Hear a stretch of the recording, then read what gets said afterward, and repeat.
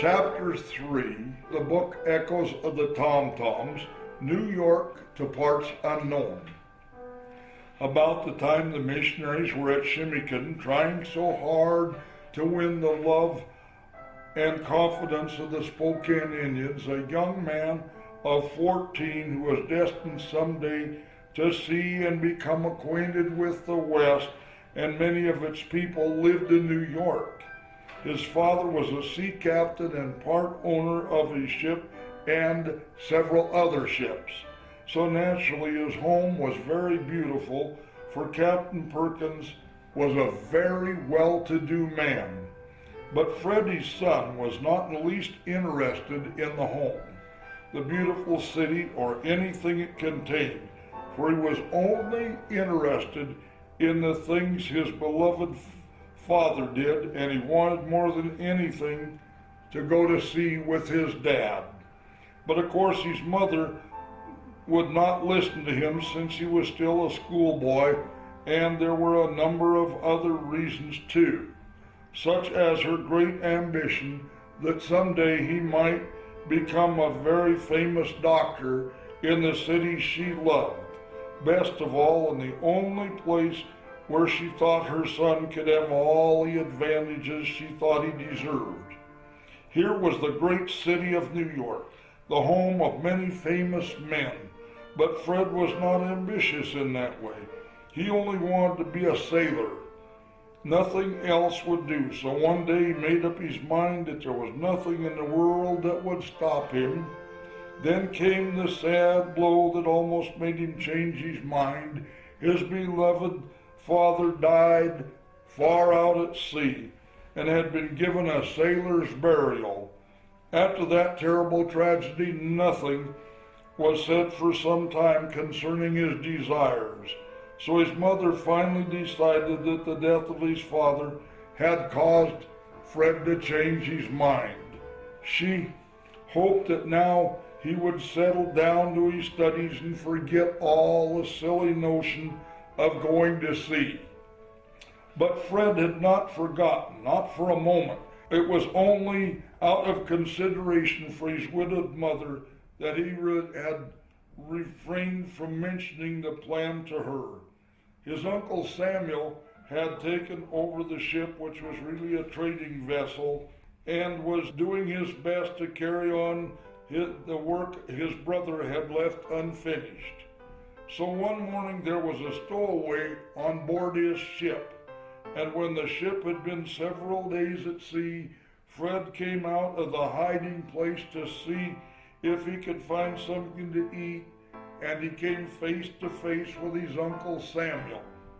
He was startled and a little bit ashamed, but worst of all, he was afraid his uncle would take or send him home, and he knew that if that happened, he would only run away again, for he was determined that nothing in the world was going to stop him from following in his father's footsteps.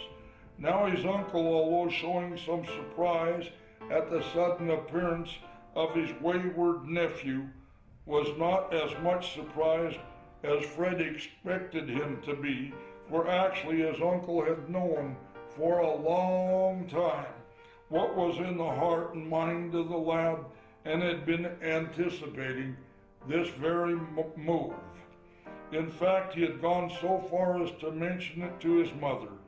As it turned out, she was not too surprised either, although quite disappointed when she found the empty room that morning. After a few words which Fred made very uncomfortable and a little uneasy, Captain Samuel saw that he had something to eat, then put him to work as he said, "You want to be a sailor? That's fine.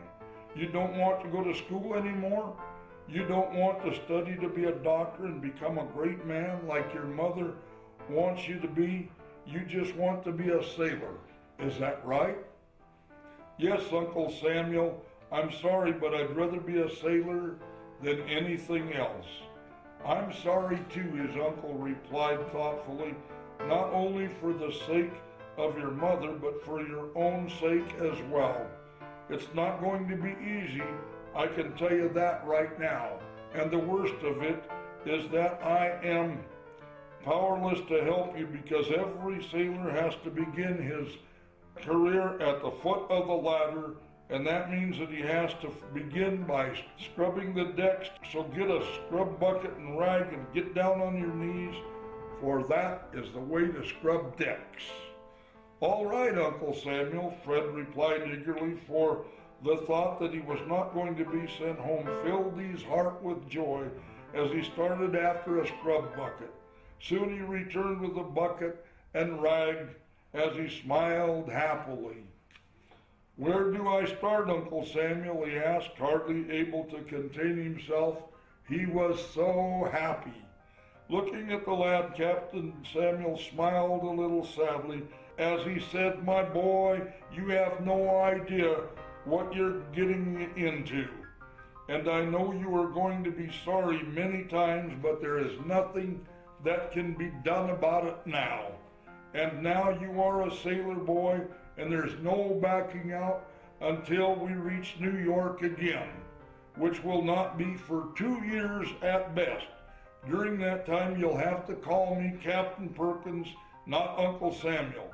This is for your advantage. There must be no favoritism shown on board my ship."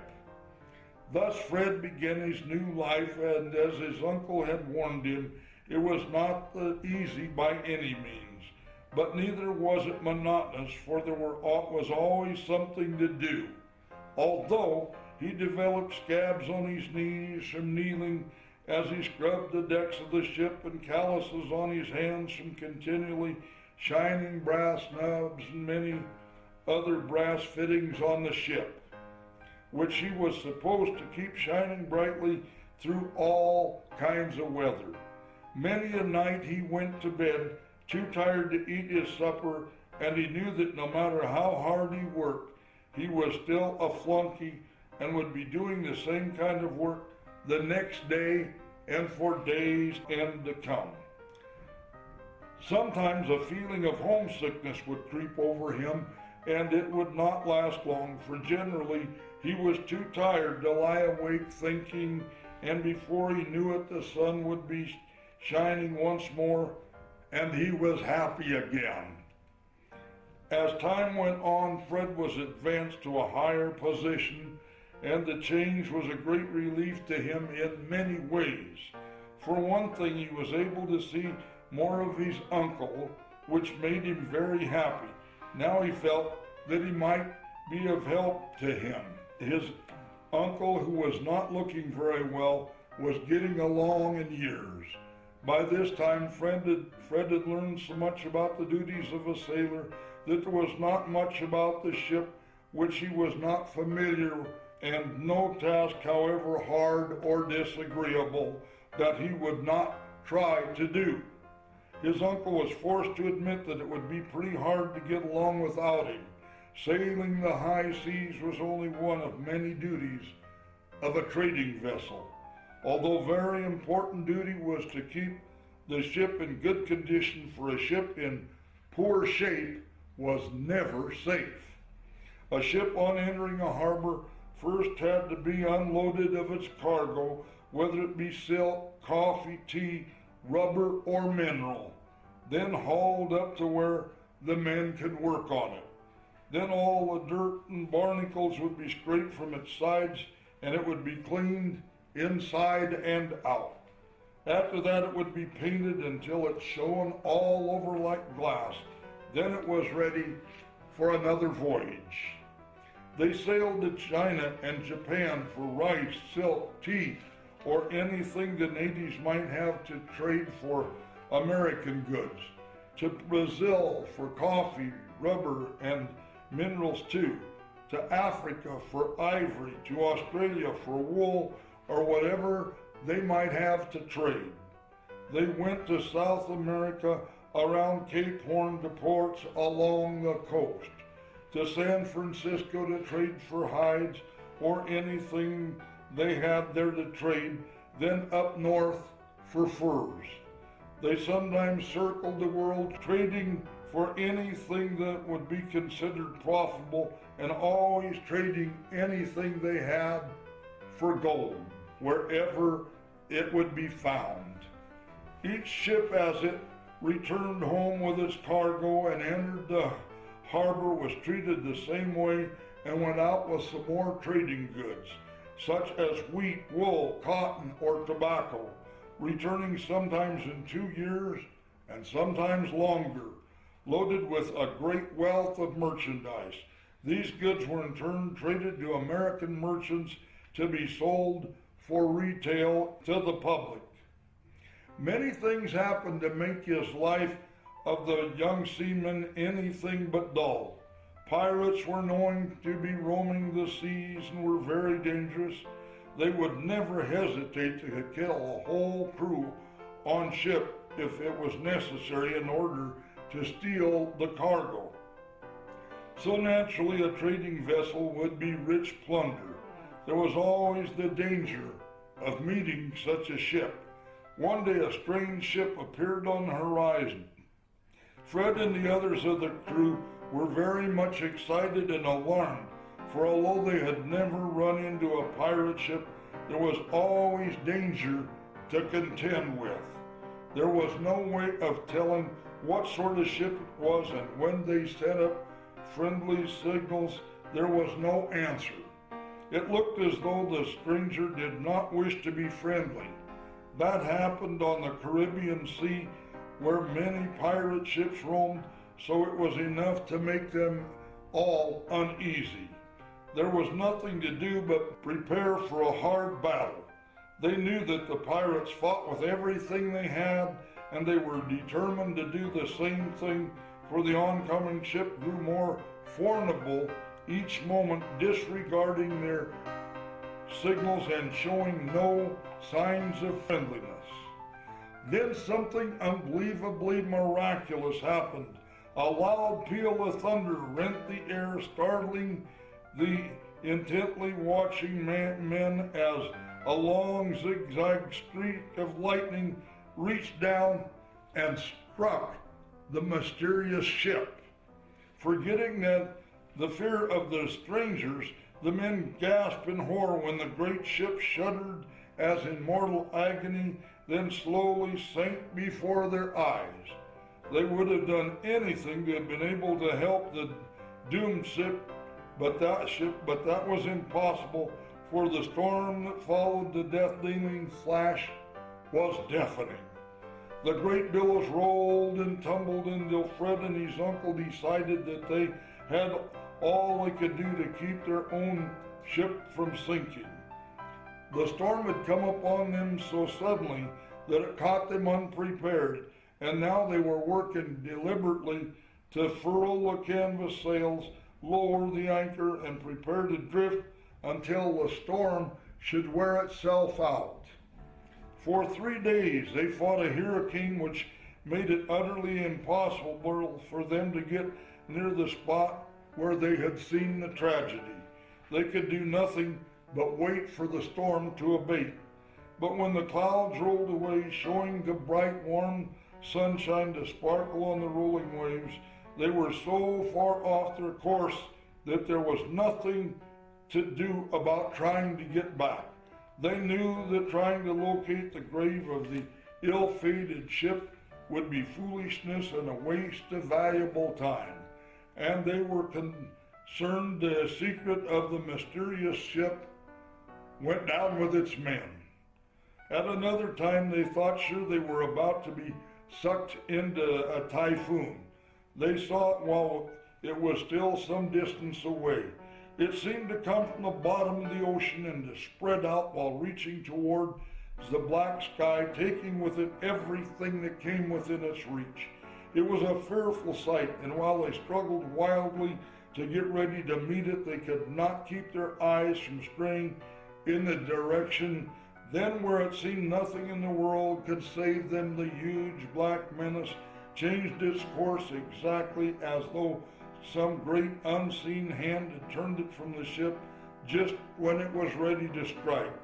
"Saved by the skin of your teeth," one old sailor murmured with a sigh of thanksgiving as the grateful men watched the fearful giant disappear over the horizon.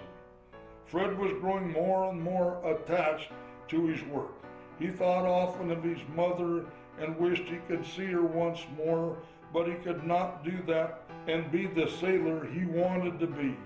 He was ambitious to become the captain of a ship someday, but that was a long way off, so he did not let it worry him too much. Besides that, he was reluctant to leave his uncle, who needed him more and more as time went on. Fred noticed that his uncle seemed to be slowing up and that he was not looking very well lately. This worried him quite a bit because being so far from home, there seemed nothing he could do about it. If only the ship was on its way home instead of going the opposite direction. He felt that if they were in New York, he would have some chance of getting his uncle to see a doctor. But as it was, he could not even get him to listen to anything concerning his health. Then one sad morning, the kind old gentleman did not wake up at the usual time. Fred, becoming uneasy, hurried to his uncle's cabin. There he found that his uncle had passed away during the night. The shock was almost too much for him. How he wished that he had been able to get a doctor for him. After the funeral, Fred made up his mind that his mother was right after all. He knew now that the world was in need of more doctors. If only he had known how ill his dear uncle was. But there was nothing that he could do for him now, and even though he felt so alone, he was glad that he had been able to help him as much as he did. Now, since he was not needed anymore, he felt that the best thing he could do was to go back to school and stay with it until he was a full-fledged doctor. But not for anything in the world would he remain and practice in New York City.